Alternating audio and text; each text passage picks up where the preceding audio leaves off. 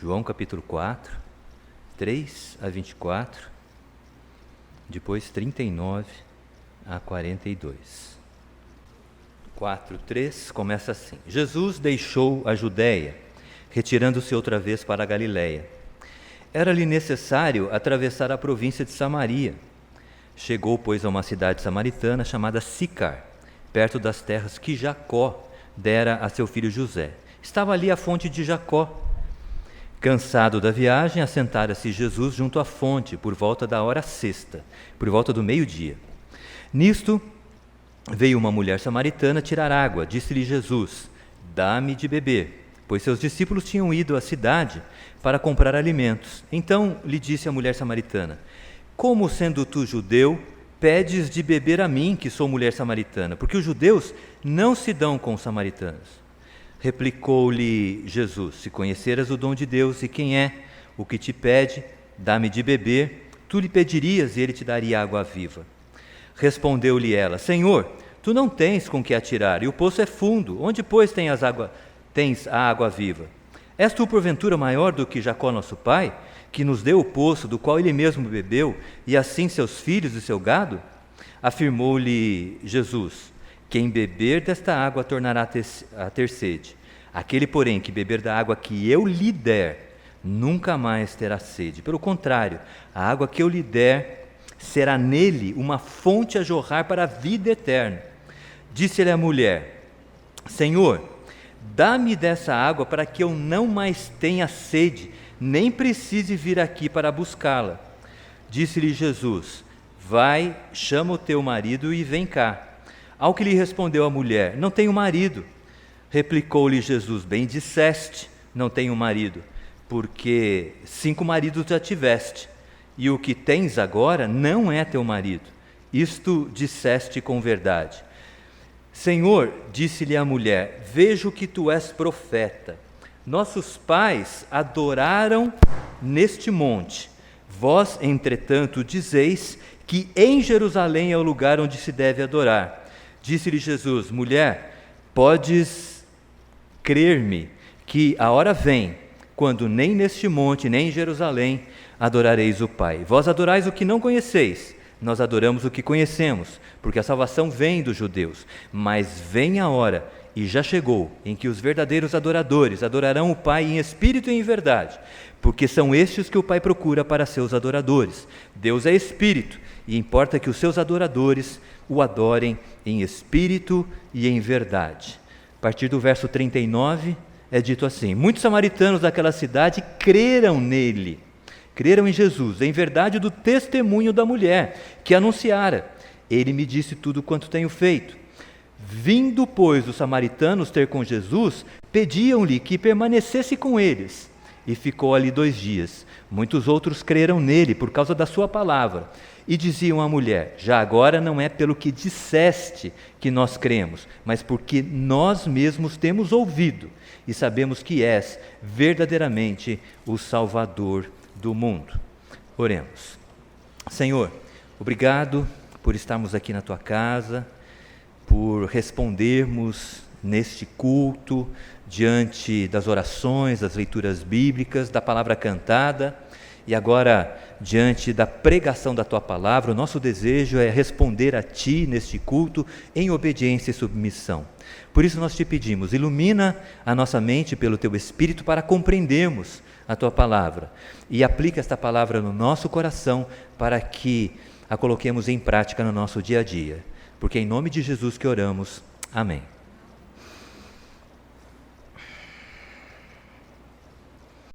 João 4, 3 a 24, 39 a 42. Esse texto, meus irmãos e minhas irmãs, é de um diálogo principalmente, é de um diálogo entre Jesus e uma mulher samaritana, uma mulher que residia numa província denominada Samaria.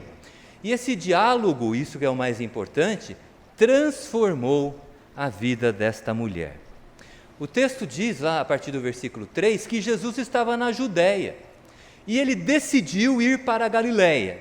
A Judéia ficava no sul, a Galiléia ficava no norte, para que alguém que saísse da Judéia, fosse para Galiléia, ele precisaria passar pela província de Samaria. E foi isso que Jesus fez com os seus discípulos. Ele passou por Samaria, numa cidade chamada Sicar, e cansado, ele parou junto à fonte do poço de Jacó.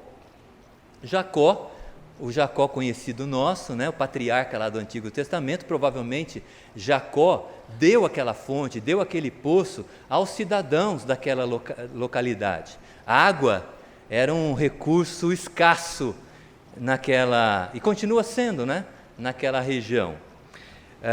E Jesus parou então junto à fonte, junto ao poço de Jacó. Os seus discípulos saíram para comprar alimentos e eis que surge uma mulher para retirar água do poço. Jesus, cansado, lhe pediu água e essa mulher estranhou o pedido de Jesus Cristo.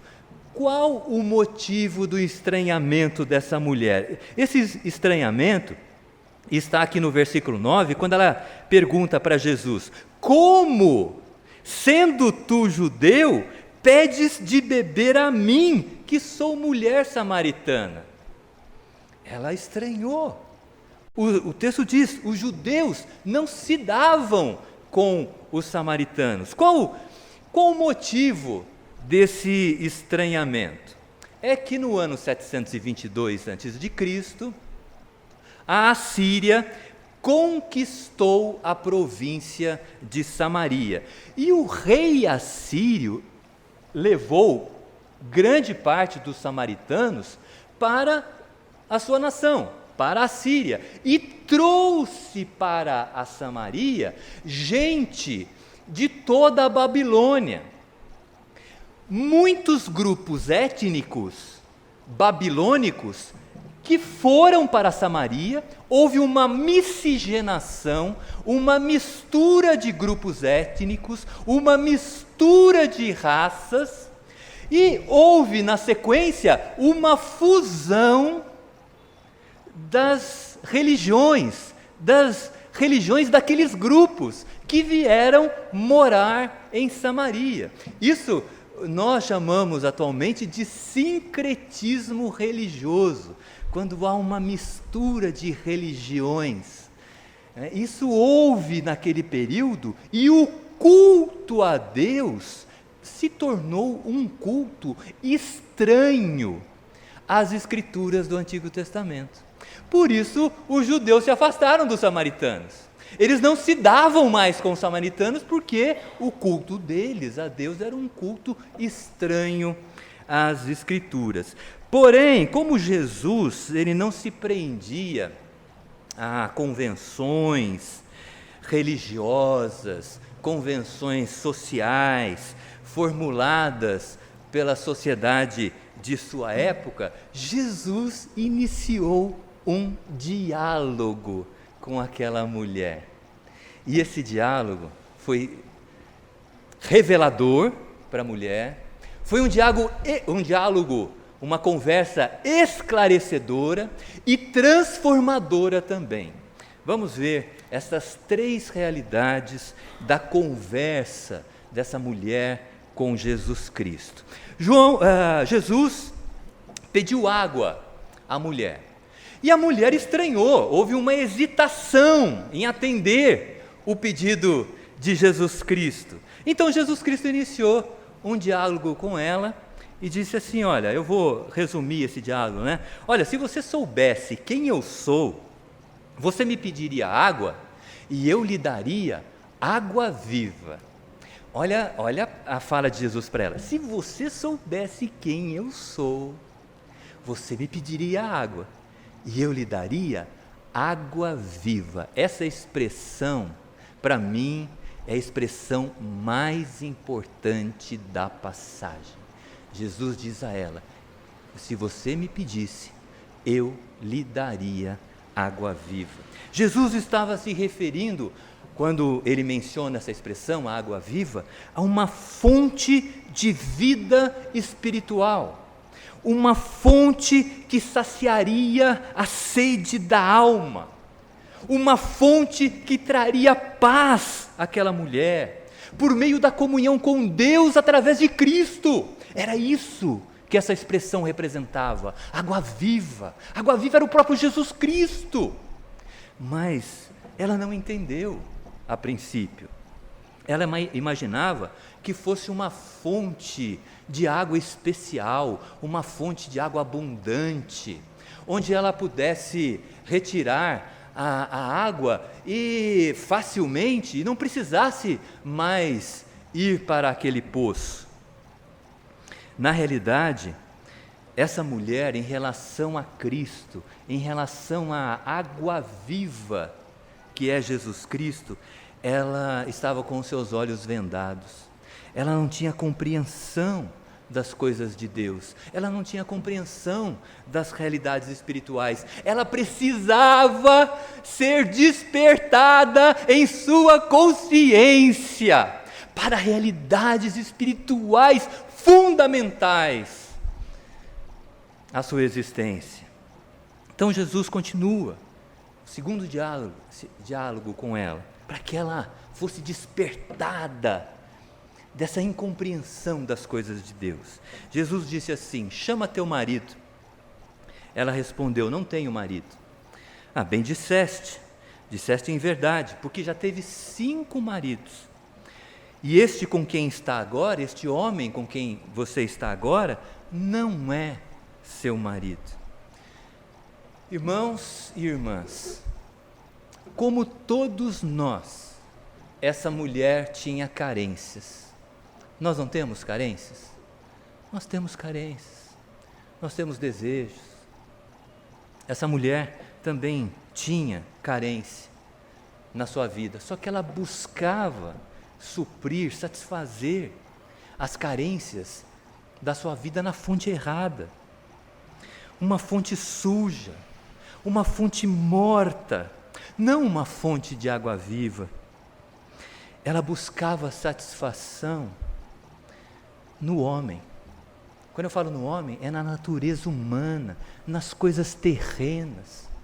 Ela não buscava satisfazer as suas carências em Deus. Antes de beber da água da vida, ela precisava ter a consciência despertada da sua vida errática, da sua vida vacilante, da sua vida sem firmeza. Ela precisava confessar o seu pecado. Ela precisava se arrepender da vida que ela tinha. Ela precisava crer em Jesus. Por isso, esse encontro foi revelador, esse diálogo foi revelador para essa mulher.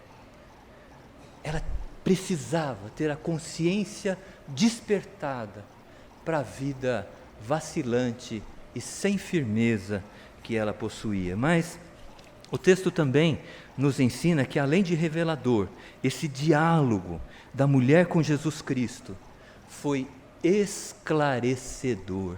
Veja bem, agora ela fora despertada na sua consciência para quem ela era, aquilo que ela de fato necessitava, que era Cristo, água viva. Ela tinha sido despertada para essa realidade, mas agora ela precisava aprender a adorar a Deus. Aí ela diz para Jesus, terceiro diálogo: meus pais, ela diz para Cristo, adoravam neste monte, o monte lá de Samaria chamava-se o Monte Gerizim. Meus pais adoravam neste monte, mas os judeus dizem que o lugar correto da adoração é Jerusalém, é o Monte Sião.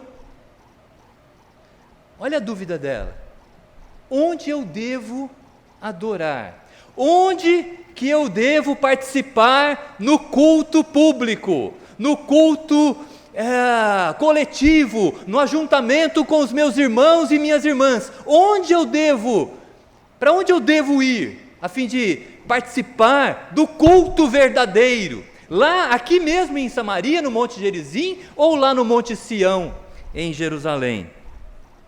Aí Jesus responde para ela: não, veja como ela precisava ser corrigida. Jesus disse: não neste monte aqui em Samaria, nem no monte lá em Jerusalém, porque o que o Pai procura são adoradores que o adorem em espírito e em verdade.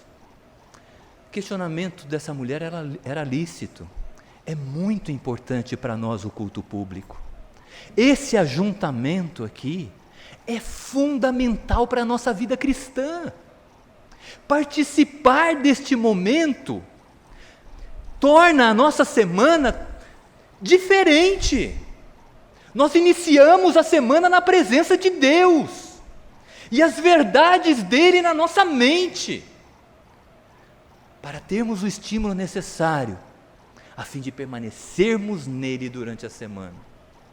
É muito importante o culto público.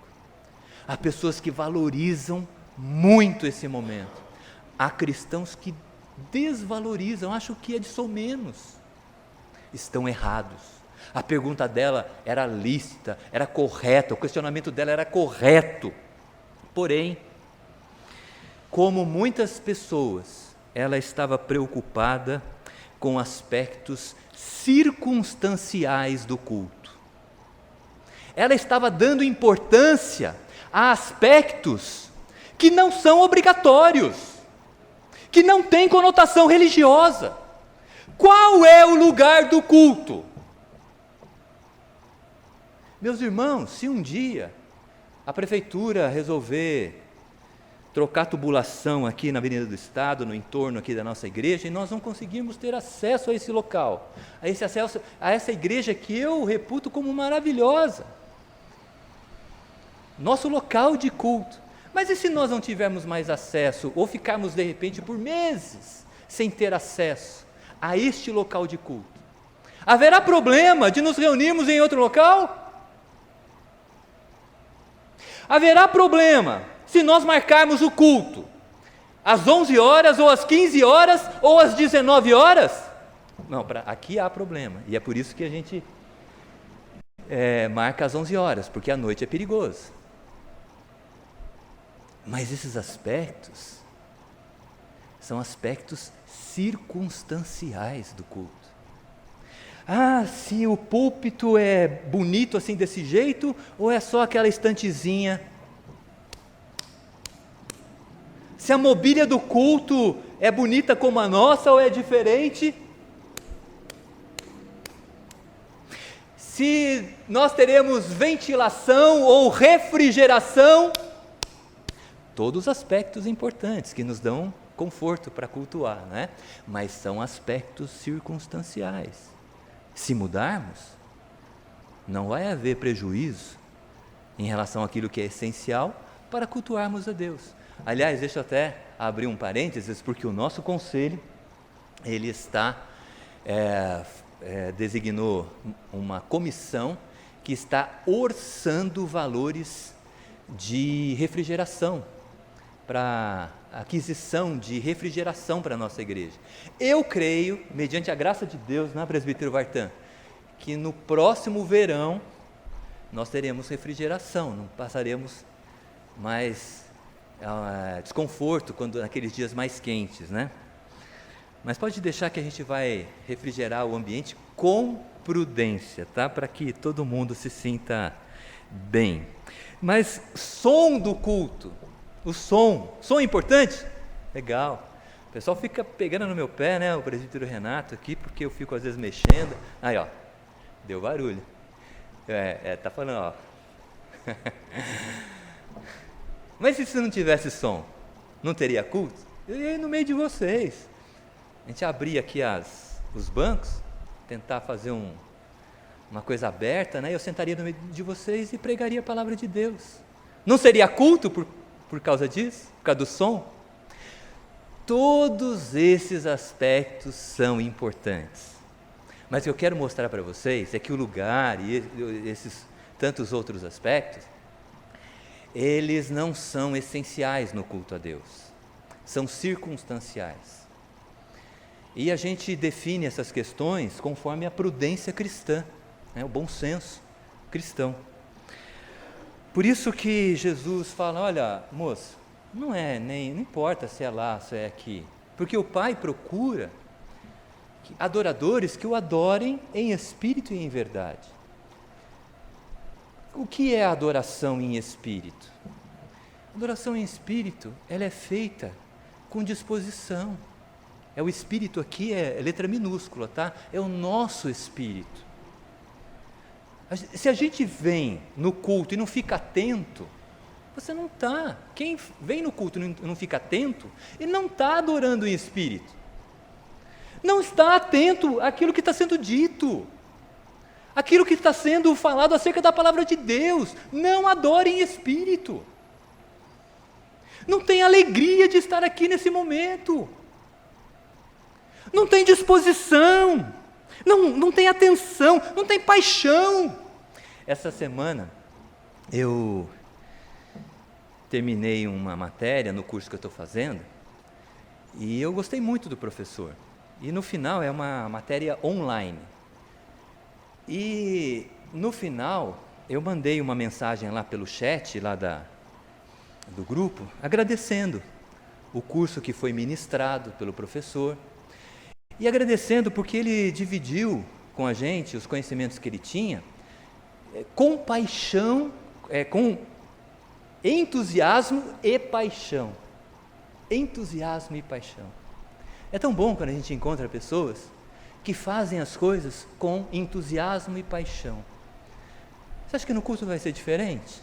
Que Deus, só porque a gente está aqui, mas a gente às vezes está com a cabeça fora.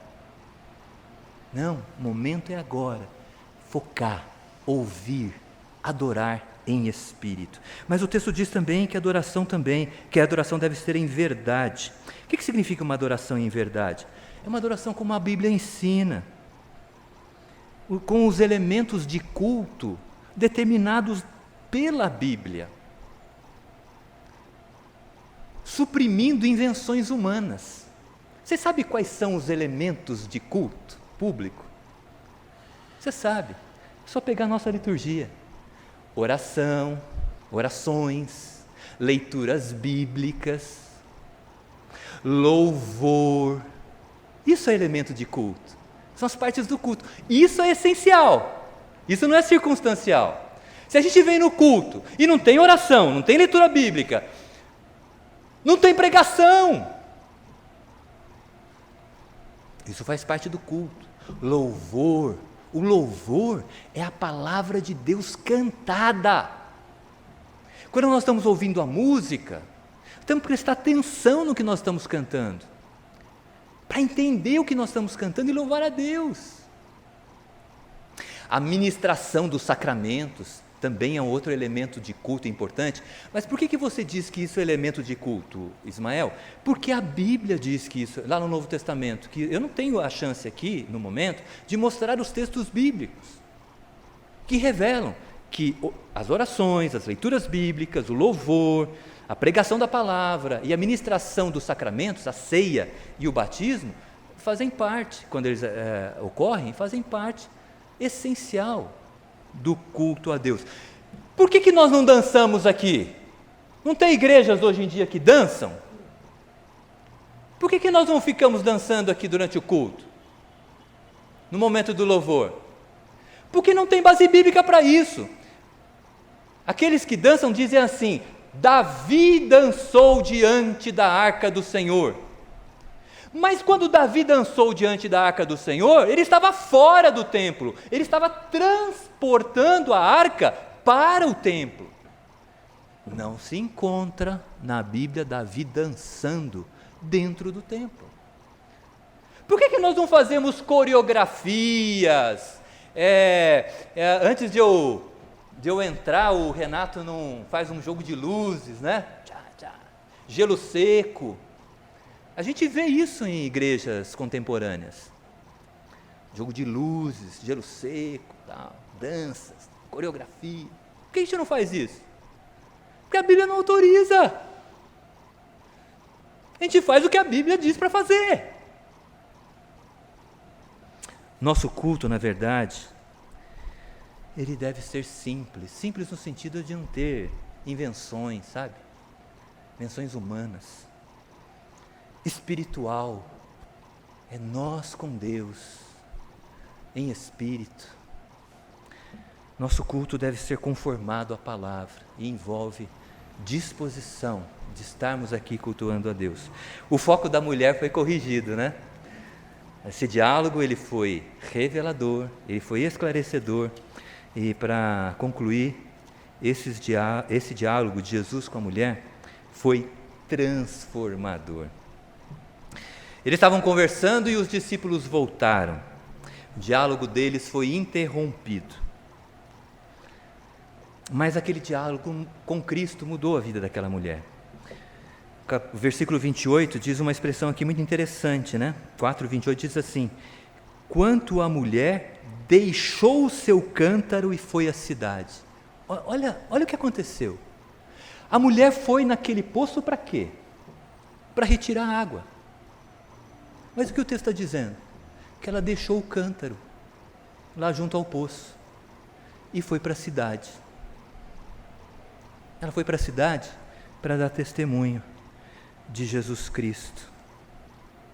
Ela tinha ido buscar água, mas ela encontrou outra fonte muito melhor, a fonte da água viva, que é Cristo. A fonte da água viva que jorra para a vida eterna. Encontrar-se com a fonte da água viva, com Jesus, é encontrar suprimento para as nossas vidas, é encontrar perdão para os nossos pecados, é ter as nossas carências supridas. Paulo, escrevendo aos Filipenses, ora em favor dos Filipenses da seguinte maneira: que o meu Deus, segundo a riqueza em glória, supra em Cristo Jesus cada uma das vossas necessidades. Ela encontrou uma fonte muito melhor, fonte de perdão, fonte que supre as necessidades da alma, aquela fonte que traz sentido à vida. A Kelsey, ela está lendo um livro que ela compartilhou comigo uma ideia muito interessante. Eu não vou saber reproduzir exatamente como ela fala, mas é um livro sobre a morte. E ela fala que depois da morte, tudo aquilo que pertence ao morto, as pessoas se livram daquilo. Vendem, doam. Às vezes pode ficar com uma coisa ou outra para lembrança. É isso que vai acontecer com as coisas que eu tenho um dia. As pessoas, cada um, lá na minha casa não vai ter mais as minhas coisas.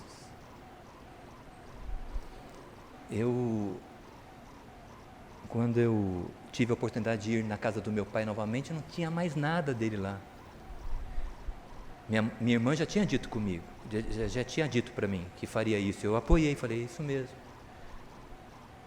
As coisas foram doadas, foram vendidas, né? Por isso, tudo aquilo que a gente se importa na vida, um dia vai ser passado para alguém. É por isso que em Jesus Cristo nós encontramos sentido para a vida. Viver para glorificá-lo, viver para dar testemunho dele. A vida dela foi transformada, ela passou a seguir Jesus Cristo, dar testemunho dele. Versículo 39 diz assim: muitos samaritanos daquela cidade creram nele, creram em Jesus, em virtude do testemunho da mulher. A vida dela foi transformada. Eu estava lendo, eu anotei a experiência de um homem chamado Charles Wesley. Ele é um reformador britânico, ele é um dos fundadores da Igreja Metodista. Ele escreve acerca da sua experiência de conversão a Jesus Cristo, né? Quando a luz do céu brilhou na vida dele. Ele diz assim: meu espírito esteve preso no pecado e nas trevas por muito tempo. Porém tu, Senhor, lançaste um raio vivificador e eu despertei. A luz brilhou, caíram as minhas cadeias, meu coração se libertou. Eu me levantei e passei a seguir-te. Isso é o sentido da vida. Em Cristo nós nos levantamos. Não importa a circunstância da nossa vida. Em Cristo nós nos levantamos e passamos a segui-lo. Eu quero encerrar dizendo que Deus nos chama para sermos suas testemunhas. Quando Jesus estava para subir aos céus, Jesus que morreu na cruz, foi ressuscitado, e ele estava para subir aos céus. Antes ele estava com os seus discípulos, e os seus discípulos perguntaram para ele: Senhor, quando será o tempo que tu restaurarás o reino de Israel? Aí Jesus disse para eles: não compete a vocês conhecer tempos, épocas, essas questões estão reservadas para o Pai, para a sua exclusiva autoridade. O que compete a vocês é que vocês vão receber poder do Espírito Santo para serem minhas testemunhas. Vocês vão ser minhas testemunhas em Jerusalém, em toda a Judéia e Samaria e até os confins da terra. Nós somos chamados por Jesus para sermos suas testemunhas. Mas como ser testemunha de Cristo? Primeiro, sendo um discípulo de Jesus, aprendendo com Ele na palavra. Primeiro, para ser testemunha, tem que ser discípulo. E depois, vivendo. É vivendo que nós vamos dando o testemunho de Jesus. Quando encontramos pessoas necessitadas, nos aproximamos delas, oramos. É claro, a gente não vai resolver os problemas do mundo, mas as pessoas que são mais próximas de nós, Nós tornamos pessoas sensíveis às necessidades alheias, oramos por elas. A gente vai dando testemunho. Quando a pessoa não entende alguma coisa, a gente compartilha a palavra de Deus para ela, com ela, falando de Jesus Cristo, Então, só para a gente não esquecer, 3 lições para a nossa vida. A fé em Jesus Cristo, ela é precedida por uma consciência que foi despertada acerca da nossa vida vacilante, sem firmeza, uma vida errante. Quando a nossa vida é despertada para essa realidade, como que nós vamos superar essa realidade errática da nossa vida? Pela fé em Jesus Cristo. Essa é a salvação em Jesus. Lá em 1 João 1,8 diz assim: se dissermos que não temos pecado nenhum, nós mesmos nos enganamos e a verdade não está em nós. Se confessarmos os nossos pecados, Ele é fiel e justo para nos perdoar os pecados e nos purificar de toda a justiça. Primeiro, a consciência despertada para a nossa vida real, e depois a fé em Cristo para que a vida seja transformada. O encontro com Cristo é a experiência mais suprema que nós podemos ter. Nos tornarmos seus discípulos e sentirmos desejo de testemunhar dele. E o último aspecto a ser notado é a nossa adoração. Orem pela igreja, orem para que, assim como vocês, as pessoas valorizem esse momento de estarmos aqui reunidos para orar, para louvar, para ler a Bíblia, para ouvir a palavra de Deus, quando tiver ceia, participar, quando tiver batismo, Orem pela nossa igreja, E lembrando sempre que o culto verdadeiro é um culto simples, sem ornamentos ritualísticos, sem um ritual complexo. Nosso ritual é simples, é tão simples que nós poderíamos fazer em qualquer lugar. É um culto espiritual em que Deus fala conosco intimamente, individual, fiel às Escrituras, e que nós devemos estar sempre dispostos, que Deus nos abençoe e aplique a sua palavra ao nosso coração.